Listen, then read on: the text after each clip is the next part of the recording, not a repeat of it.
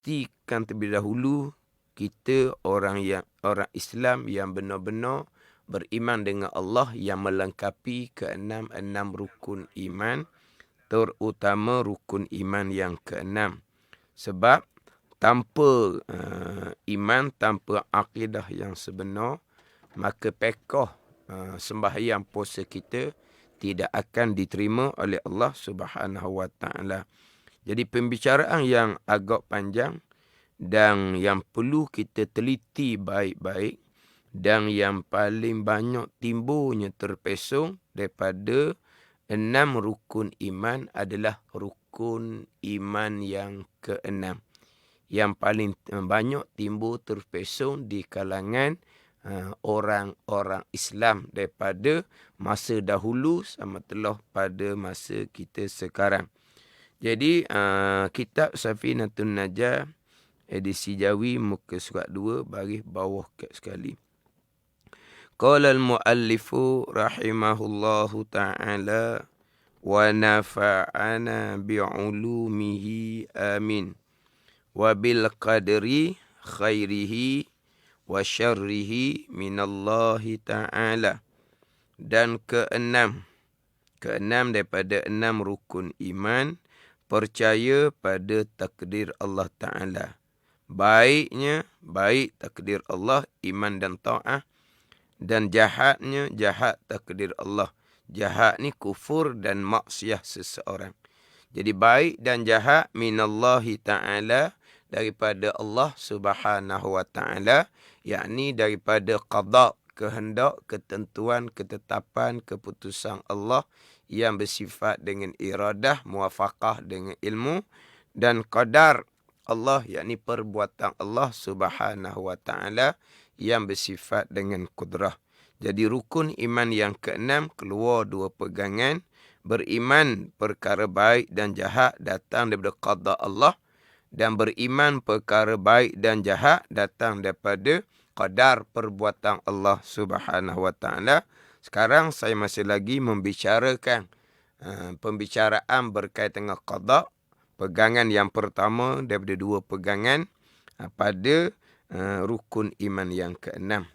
Kemudian insya-Allah untuk suluk minggu ini saya akan membicarakan berkaitan dengan redha hati kita dengan sekalian qada Allah Subhanahu Wa Ta'ala. Beriman dengan qada Allah itu pegangan yang pertama daripada 2 pegangan pada rukun iman keenam. Kemudian redha hati dengan sekalian qada Allah. Itu pergi sebenarnya pada pembicaraan ilmu tasawuf. Sebab redha dengan qada Allah adalah di antara sifat mahmudah, sifat yang dipuji pada syarak, ketaatan batin daripada ilmu tasawuf. Tapi apabila kita membicarakan bab qada Allah baik dan jahat, jadi seeloknya susuli juga pembicaraan berkaitan dengan redha dengan sekarang qada Allah, termasuk qada yang jahat. Tapi sebelum saya nak memulai pembicaraan qada, redha dengan qada Allah, saya nak menyambung sedikit lagi pembicaraan hak 2 selok yang terdahulu. Selok yang ke-15 dan 16 berkaitan dengan qada Allah dan redha Allah tidak berlaziman di sisi ahli sunnah wal jamaah. Allah qadakan perkara yang manis, Allah qadakan perkara yang pahit. Allah qada perkara yang manis, Allah qadakan perkara yang baik. Kita dapat perkara yang manis, dapat perkara yang baik, itu bukan menjadi neraca Allah Ta'ala redha kepada seseorang. Yang pasti Allah Ta'ala redha kepada mereka yang beriman dan beramal soleh. Radiyallahu anhum wa radu'an. Dan telah redha Allah Ta'ala daripada mereka itu, mereka yang beriman dan beramal soleh.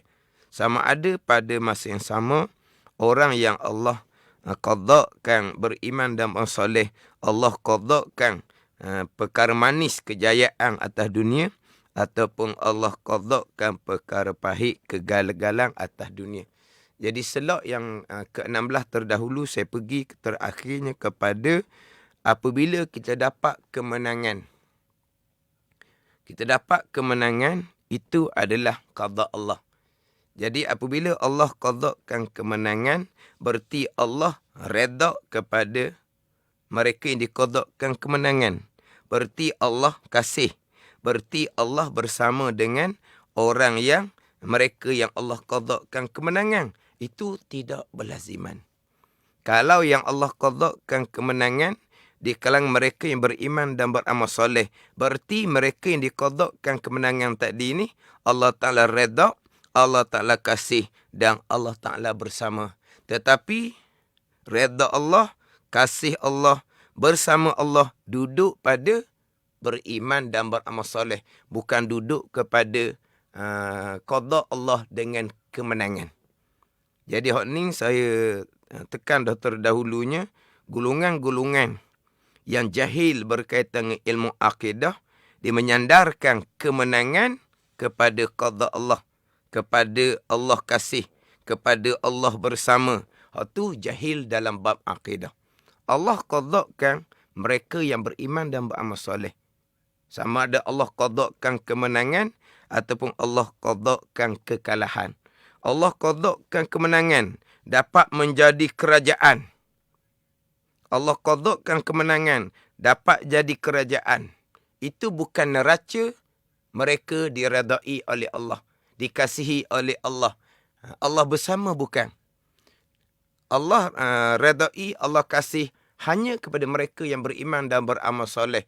Kalau mereka diqadakan kemenangan, dapat menjadi kerajaan, mereka di kalangan orang yang beriman dan beramal soleh, mereka diredai dan dikasihi oleh Allah Subhanahu wa taala. Kemudian dalam keadaan mereka yang diqadakan oleh Allah beriman dan beramal soleh, diredai oleh Allah, kemudian Allah qadakan kepahitan, Allah qadakan kekalahan, kemudian tetap Allah Ta'ala redha dan bersama Allah Ta'ala kasih. Sebab apa? Sebab Allah qadakan mereka di kalangan orang yang beriman dan beramal soleh. Allah qadakan mereka beriman dan beramal soleh. Allah Ta'ala redha, Allah Ta'ala kasih, Allah Ta'ala bersama. Walaupun mereka tidak pernah diqadakan oleh Allah dengan kemenangan sekalipun. Jadi kemenangan bukan majlis neraca, Allah redha, Allah kasih, Allah bersama. Menjadikan kemenangan sebagai neraca Allah Ta'ala redha, Allah kasih, Allah Ta'ala bersama, itu mereka yang jahil akidah. Sebab qada Allah, redha Allah tidak berlaziman. Allah qadakan beriman dan masalah, Allah Ta'ala redha. Allah qadakan kufur dan kemaksiatan pada seseorang, Allah Ta'ala tidak redha. Kemudian Allah qadakan perkara manis dan pahit, itu atas kehendak Allah Subhanahu wa taala. Terkadang senang-senang je bercakap, kami mendapat sokongan takdir Allah Subhanahu wa taala. Walaupun apa yang dilakukan, jika tidak diredai oleh Allah, pasti tidak akan dapat kemenangan. Ini semua orang yang jahil dalam bab pegangan. Kalau tidak diredai oleh Allah, pasti tidak akan dapat kemenangan. Kalau tidak diredai oleh Allah, pasti tidak akan dapat kemenangan. Macam mana saya contoh mengelupah? Begitu tinggi kedudukan kerajaan Israel laknatullah, qada Allah. Allah redha. Pasti kita maklum Allah tidak redha. Bukan Allah murkai, Allah laknat. Jadi kalaulah menyandarkan kemenangan tu kepada qada Allah, jelas nyata bahawa jahil berkaitan dengan akidah ahli sunnah wal jamaah. Tambahan pula, kalaulah perjuangan kita tu bukan perjuangan jalan orang yang beriman dan beramal soleh. Perjuangan kita bukan berlandaskan pada Quran dan hadis. Kemudian kemenangan kita pula dengan jalan yang bagai-bagai cara penipuan untuk dapat kemenangan. Yang pertama, perjuangan yang bukan perjuangan yang sebenar, bukan perjuangan yang berlandas pada Quran dan hadis. Kemudian untuk dapat kemenangan, bagai-bagai jalan yang tak betul yang dilakukan, jalan yang tidak adil, jalan yang penuh dengan tipu daya, Allah qadakkan kemenangan pada perjuangan yang tidak betul, pada jalan kemenangan dengan jalan yang banyak kesalahan, Allah qadakkan kemenangan, itu pegang kita tetap dah, tiba-tiba menyandarkan kemenangan yang salah dengan cara yang salah kepada qada Allah Subhanahu wa ta'ala, hukumnya adalah haram. Haram menyandarkan kemenangan yang salah dengan jalan yang salah kepada qada Allah Subhanahu wa ta'ala. Sebab kita maklum dah bicara dahulu, kita berpegang baik, jahat, qada dan qadar Allah, pegangan tetap dah. Tetapi haram kita menyandarkan perkara yang salah kepada qada dan qadar Allah Subhanahu wa ta'ala. Kena hati-hati. Jadi terkadang bawakan yang seumpama ni sangat-sangat jelas, sangat-sangat nyata. Di manakah duduknya mereka yang sepatutnya bertanggungjawab memberi peringatan. Jangan mudah-mudah nak menyandarkan satu-satu perkara kepada qada Allah. Kalaulah perjuangan tu perjuangan yang salah, jalan pula untuk dapat jalan yang salah, tiba-tiba dapat kemenangan disandarkan kepada qada Allah Subhanahu wa ta'ala, akhirnya akan timbul di kalangan orang awam, Allah qadakkan kemenangan kepada orang salah, jalan salah. Kenapa? Jadi orang awam pun persoal. Walhal salah, haram menyandarkan perkara yang tak baik kepada qada Allah Subhanahu wa ta'ala, walaupun pada hakikinya segala-gala perkara datang daripada qada dan qada Allah Subhanahu wa ta'ala. Kita melihat bagaimana nabi-nabi rasul yang terdahulu, Nabi Nuh alaihissalam 1000 tahun berdakwah, tiada pengikut, hanya 40 pasangan. Allah redha kepada Nabi Nuh alaihissalam dan Nabi Musa alaihissalam terpaksa kena melarikan diri bersama dengan Bani Israel. Itu qada Allah. Kerajaan pada masa itu Allah mengqadakkan kekal di tangan Fir'aun laknatullah. Nabi Musa AS terpaksa kena lari. Tapi Allah qadakkan masa itu kerajaan duduk di tangan Fir'aun. Qada Allah. Tapi qada Allah, redha Allah tidak berlaziman. Bahkan ada nabi-nabi rasul-rasul dibunuh oleh ummah mereka. Itu qada Allah.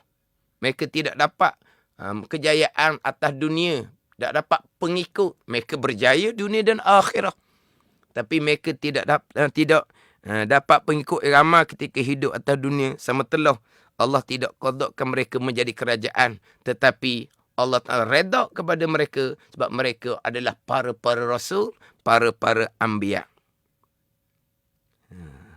Sebagai contohlah, ini kita ambil pengajaran Maulid. Kena faham Maulid sini. Jatuhnya Khalifah Utsmaniyah adalah qada Allah Subhanahu wa ta'ala. Naiknya kerajaan Mustafa Kamal Atatürk yang sekular adalah qada Allah Subhanahu wa ta'ala. Berarti Allah tidak redha kepada Khalifah Islam, Khalifah Utsmaniyah. Berarti Allah Ta'ala redha dengan Mustafa Kamal Atatürk yang sekular.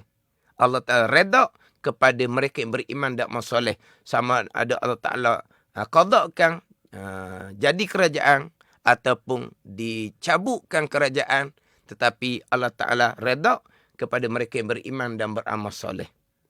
Ini sebagai contoh. Ini kita cerita negara luar lah, senang. Dahulu di Mesir, presiden yang lama, iaitu Presiden Mubarak 30 tahun.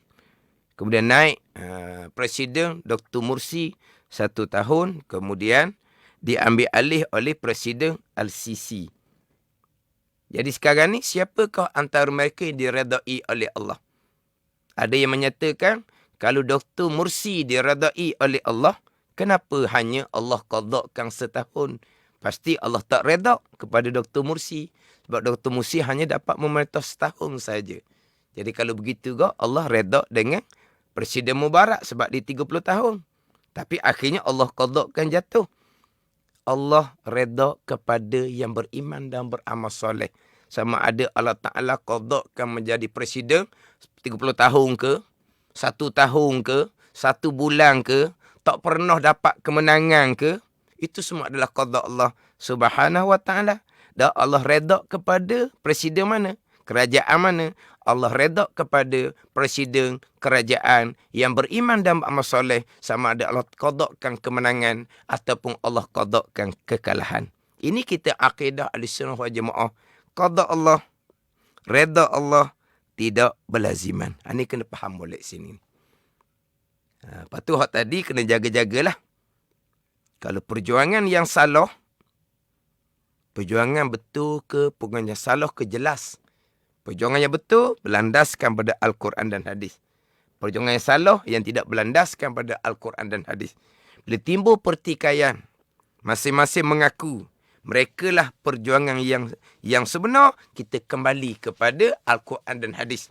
Bermuzakarah kembali pada Al-Quran dan hadis. Siapakah yang perjuangan yang berlandaskan pada Al-Quran dan hadis? Jadi, perjuangan yang sebenar, perjuangan Al-Quran dan hadis. Kalaulah perjuangan yang salah, dapat kemenangan dengan jalan yang salah, kemudian disandarkan kemenangan itu kepada qada Allah.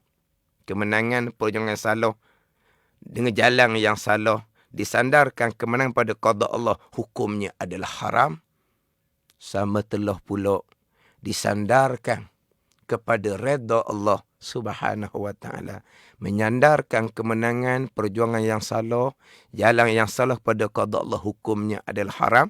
Walaupun pegangan kita sekalian qada Allah, sama telah pula begitu berani menyandarkan kepada redha Allah Subhanahu Wa Ta'ala. Sama telah lagilah sangat-sangat salah mereka yang berfahaman seumpama tu.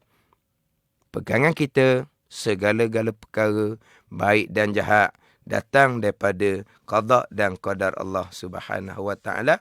Kemudian qada dan redha Allah tidak berlaziman. Allah qadakkan mereka di kalangan orang beriman dan soleh adalah redha. Allah qadakkan mereka di kalangan orang yang kufur, di kalangan orang yang melakukan kemaksiatan, kederhakaan kepada Allah. Allah Ta'ala tidak redha. Jadi kita pergilah kepada pembicaraan yang saya sebut di permulaan tadinya, berkaitan dengan redha dengan qada Allah Subhanahu Wa Ta'ala. Beriman dengan qada Allah baik dan jahat, itu adalah bicara bab iman, akidah. Redha dengan qada Allah, ini bicara bab sifat mahmudah. Ini bicara bab ketaatan hati dalam ilmu tasawuf. Tetapi dia ada kaitan dia. Sebab itu dalam kitab Faridatul Fara'id, di pembicaraan tajuk iradah. Di pembicaraan tajuk iradah panjang. Dan kitab Faridatul Fara'id cukup panjang pembicaraan di bawah tajuk sifat yang ketujuh, sifat iradah Allah Subhanahu Wa Ta'ala. Cukup panjang pembicaraan di bawah sifat iradah Allah. Kemudian panjang bicara berkaitan dengan perkara jahat qada Allah Subhanahu Wa Ta'ala. Dan dibicara hak saya bicara tadi, qada Allah, redha Allah tidak berlaziman, pun dibicara dalam kitab Faridatul Fara'id. Dalam kitab Faridatul Fara'id, di bawah tajuk sifat iradah. Sebab qada ini adalah iradah. Qada adalah kehendak, ketentuan Allah yang bersifat dengan iradah. Jadi di bawah tajuk iradah, Syekh Ahmad Al-Fatani, pengarang kitab Faridah, membicarakan berkaitan dengan qada Allah, redha Allah tidak berlaziman. Kemudian di belakang tu,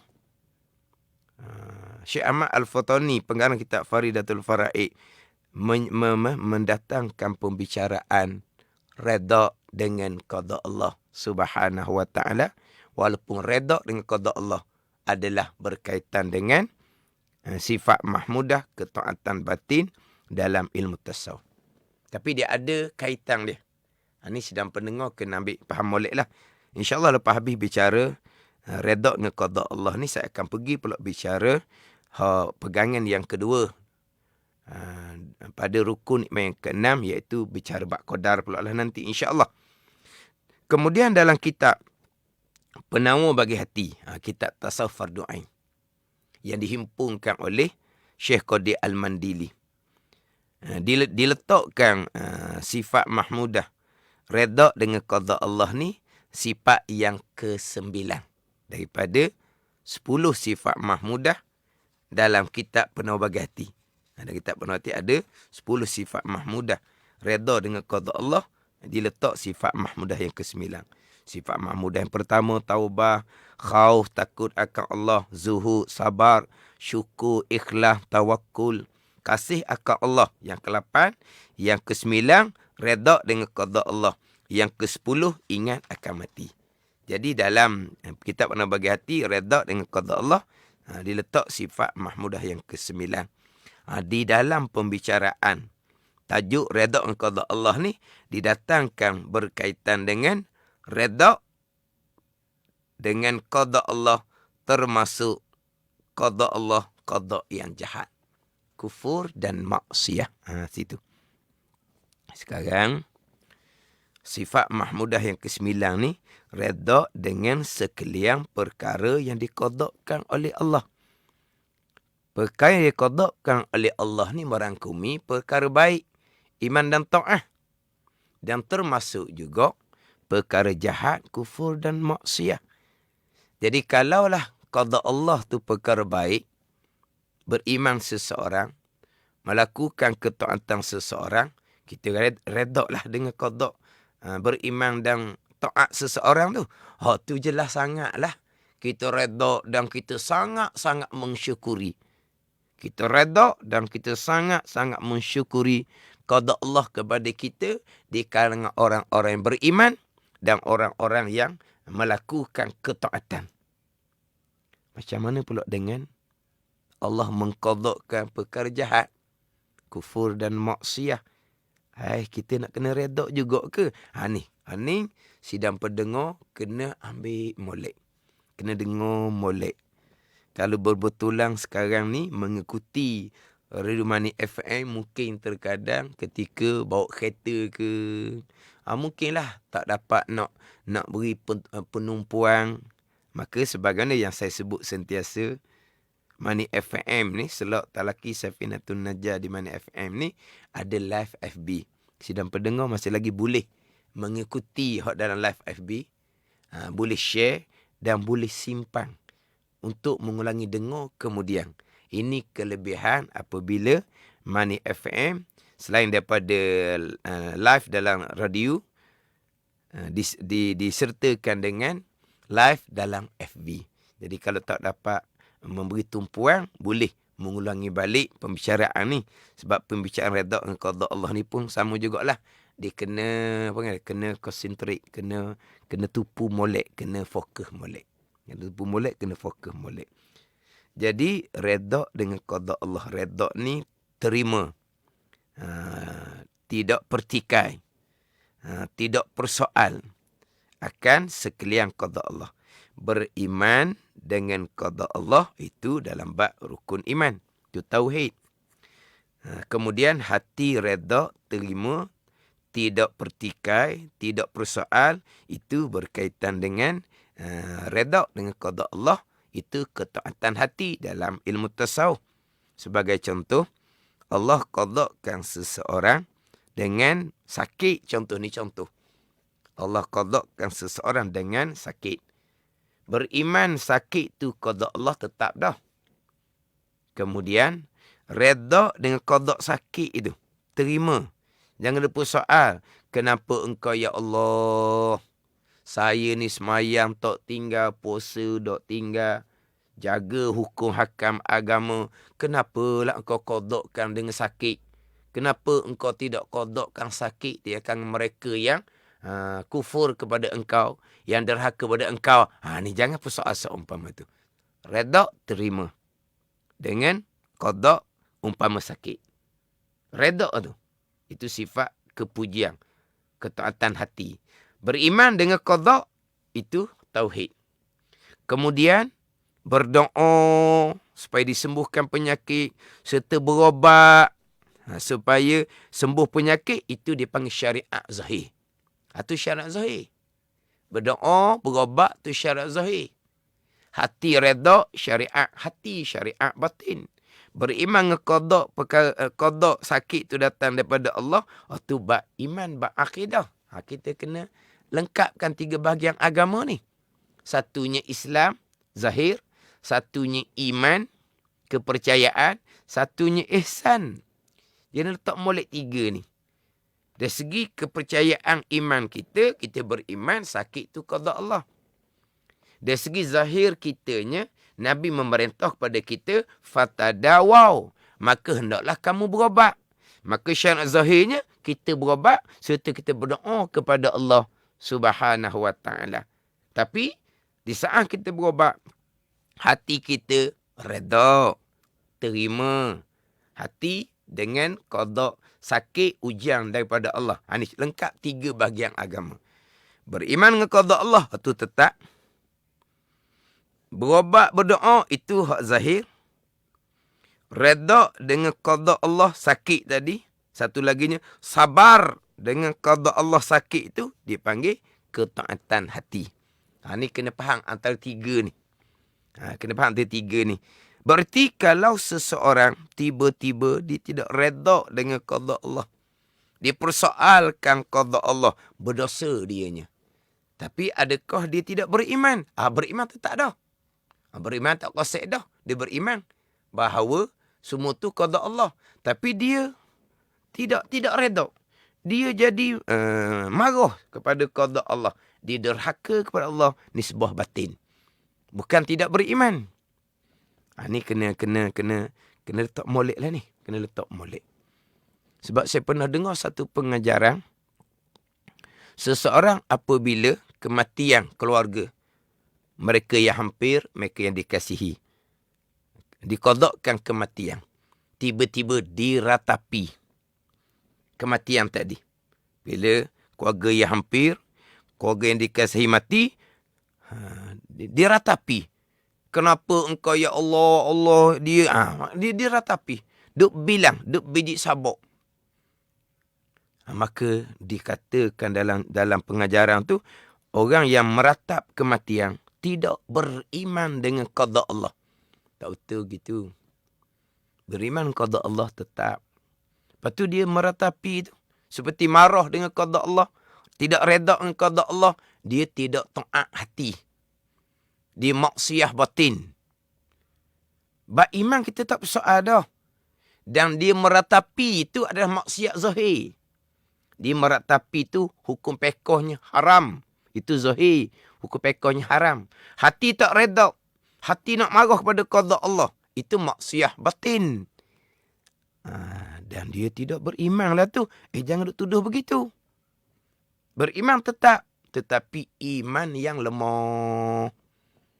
Iman yang lemah apabila tidak reda dengan sekalian qada Allah Subhanahu wa ta'ala. Sebab alamat iman seseorang adalah apabila mensyukuri atas nikmat Allah, mengsabari atas ujian Allah dan meredai akan sekalian qada Allah. Itu tandaan seseorang yang beriman sebagaimana yang disebut oleh sahabat radhiyallahu anhum, nashkuru 'alal ghaqa wa nasbiru 'alal bala wa narda bi mawaqi'il qada. Kami syukur atas kurnia Allah, kami sabar atas ujian Allah, kami reda akan segala perkara yang diqadakan oleh Allah. Ini Nabi kata mereka di kalangan orang-orang yang beriman. Ni alamat orang beriman, iman yang sempurna. Bila tidak reda, bukan tidak beriman, tapi iman yang lemah. Jadi bab tidak reda itu bab maksiyah batin. Bab beriman qada Allah, itu permulaan. Jadi kita pergi kepada reda dengan qada Allah. Kita pergi kepada qada Allah, qada yang jahat, kufur dan maksiyah. Macam mana kita wajib reda dengan sekian qada Allah? Qada Allah baik dan jahat. Jadi qada Allah termasuk perkara jahat. Jahat ni kufur dan maksiyah. Macam mana kita nak reda dengan qada Allah akan perkara yang jahat, kufur dan maksiyah? Yang mana kita tidak boleh reda dengan perkara maksiyah. Sama telah pula kita tidak boleh reda akan kekufuran. Ar-redha bil maksiyati maksiyatun. Redha dengan perkara yang maksiat berdosa, kita akan berdosa sama walaupun kita tidak melakukan. Kita redha, kita setuju kepada perkara maksiat. Biarlah buat program joget untuk orang muda. Kita dulu muda juga. Yang bercakap ni tak pergi dah sebab dia tua dah. Hari haji duduk masjid dah. Tapi dia redha dengan penganjuran perkara yang maksiat. Dia redha. Dia tak pergi. Tapi dia setuju. Dia berdosa sama. Tambahan berat laginya, waredha bil kufri kufrun. Redha dengan kekufuran, kufur seseorang, waliyazabillah. Tapi macam mana pula sifat mahmudah yang ke-9 ni, redha dengan siang qada Allah, termasuk qada yang jahat, kufur dan maksiat. Jadi di sini sidang pendengar kena letak dua sudut dia panggil, ataupun dia panggil dua aspek. Dua sudut ataupun dua aspek. Sudut yang pertama, aspek yang pertama, qada Allah Subhanahu wa taala akan kekufuran dan kemaksiatan. Itu aspek yang pertama. Aspek yang kedua, seseorang yang kufur dan melakukan maksiat adalah pilihan seseorang dan perbuatan seseorang. Sebab kita ahli sunnah wal jamaah wajib berpegang seseorang hamba ada ikhtiar pilihan dan seseorang hamba ada usaha perbuatan. Kita ahli sunnah wal jamaah. Walaupun hakikinya ikhtiar dan usaha seseorang tetap balik kepada sekian perkara qada dan qada Allah, termasuk diri ikhtiar seseorang hamba, termasuk diri usaha seseorang hamba tetap qada dan qada Allah Subhanahu wa taala. Jadi bahagi pada dua aspek. Yang pertama, perkara jahat, kufur dan maksiat ini adalah datang dari qada Allah, rukun iman yang ke-6. Aspek yang kedua, perkara jahat, perkara kufur dan maksiat ini adalah pilihan seseorang dan perbuatan seseorang. Jadi yang mana kita wajib redha akan qada Allah, termasuk perkara jahat, kufur dan maksiat, dari aspek yang pertama. Aspek ianya qada Allah Subhanahu wa taala. Kita kena redha. Siapa kita nak persoal apabila Allah qadakan perkara yang kufur dan maksiat? Siapa kita nak mempersoalkan? Ada aspek tu, kita wajib kena redha. Kena terima. Ada ni. Dari aspek kekufuran dan kemaksiatan tu pilihan dan perbuatan seseorang. Haram kita redha. Wajib kita kena benci dan wajib kita kena cegah kalau kita berkeupayaan. Jadi sekarang ni satu perkara yang berlaku sama ada perkara kufur, satu perkara yang berlaku sama ada perkara maksiat. Dia akan keluar dua aspek dan akan keluar dua kewajipan. Perkara yang kufur dan maksiat ni adalah qada Allah. Ada aspek ni wajib kita redha. Tidak redha berdosa kita. Aspek yang kedua, perkara jahat, kufur dan maksiat, pilihan dan perbuatan seorang hamba. Dan aspek ni haram kita redha, kita berdosa sama. Wajib kita kena benci dan wajib kita kena cegah kalau kita berkeupayaan. Satu perkara yang sama yang berlaku. Contohlah. Contoh. Kita pergi kepada maksiat yang telah kita lakukan. Kemudian maksiat yang dilakukan oleh mereka yang bertanggungjawab kita. Maksiat yang telah dilakukan, qada Allah. Dahulu, contoh. Dahulu, masa muda-muda, banyak tinggal semayang. Masa muda-muda, banyak tinggal semayang. Itu semua qada Allah Subhanahu wa ta'ala. Kita redha. Jangan persoal lah. Ya Allah, kenapalah dahulu engkau qadakkan aku dak semayang. Susah tua-tua ni nak kena qadak banyak-banyak. Sakit pinggang, sakit lutut, sakit kepala. Nak kena qadak banyak-banyak.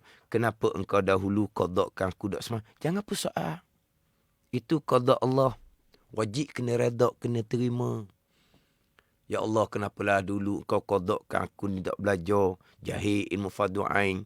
tua-tua baru belajar. Belajar tua-tua ni payah nak faham. Kena redha. Itu semua adalah qada Allah. Jangan ada persoalan. Tetapi dari sudut, dari aspek, tinggal sembahyang tu pilihan sendiri. Mengekali jahil fardu ain pilihan sendiri. Dari aspek tu, wajib bertaubah kepada Allah Subhanahu wa ta'ala. Wajib bertaubah dengan Allah Subhanahu wa ta'ala. Dahulu tak sembahyang, dahulu mengekali jahil fardu ain, qada Allah, kena redha, terima, jangan persoal. Tapi dahulunya tak sembahyang, dahulunya mengekali jahil fardu ain, pilihan sendiri. Maka dari sudut pilihan sendiri, kesalahan sendiri, wajib bertaubah dengan Allah Subhanahu wa ta'ala.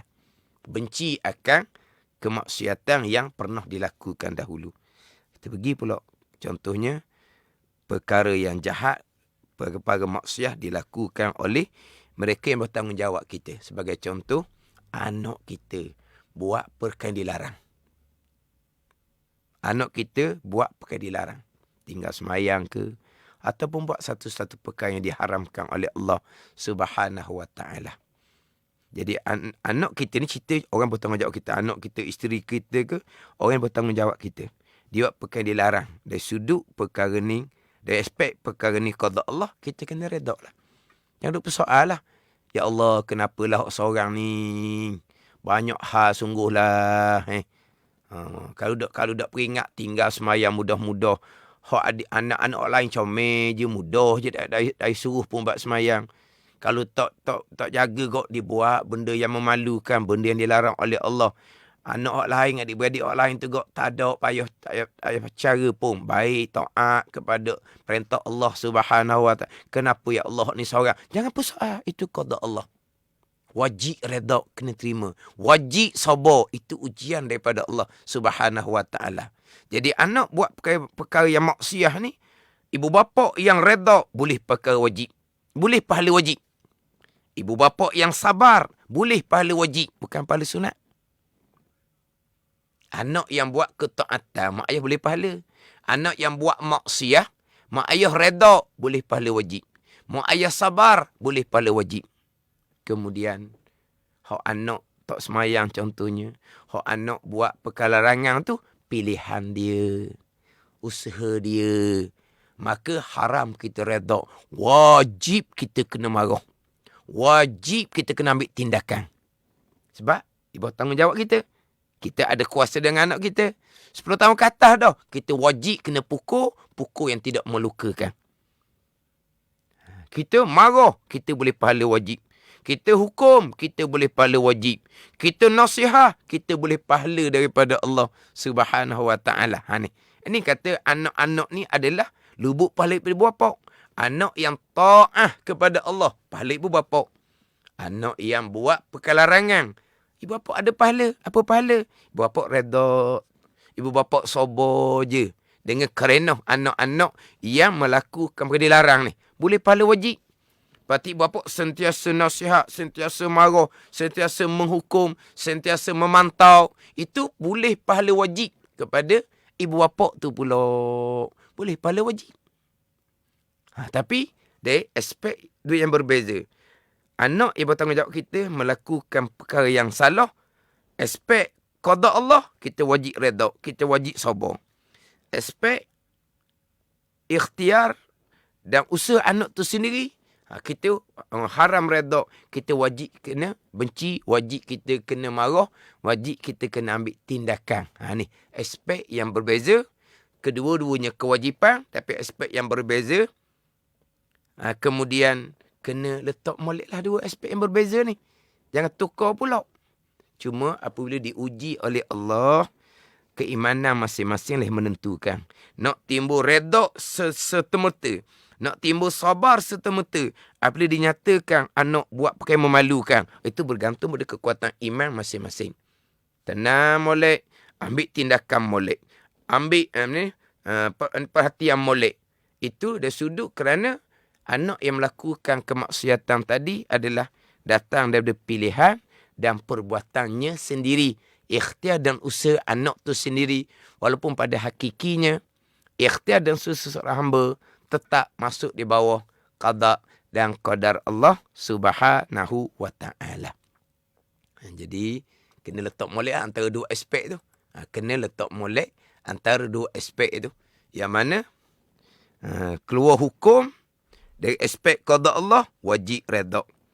Keluar hukum yang kedua dari aspek itu usaha seseorang hamba, maka wajib kena benci, wajib kena cegah kalau kita berkeupayaan.